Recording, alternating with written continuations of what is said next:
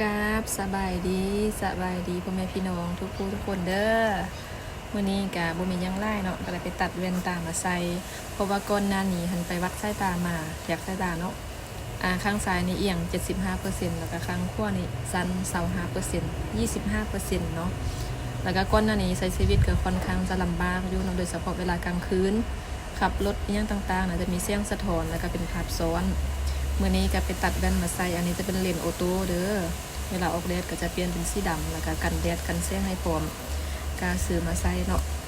หลังจากใส่อันนี้ก็ใช้ชีวิตง่ายขึ้นเบิ่งอีหยังมันก็ชัดเจนขึ้นแล้วก็มันกันแสงแล้วแล้วก็ขับรถก็น่าจะโอเคขึ้นแล้วมื้อนี้ก็ไปตัดมาราคาหันตกอยู่เป็นเงินกีบ1 ล้านกับ4 แสนกีบถ้าเป็นเงินบาทก็ 2,000 ปลายตัดมือเดียวแล้วก็ได้เลยนะเขาเจ้าจะมีเลนให้พร้อมเลยตัดมาใส่เราเด้อคืออยู่บ่งามบ่อย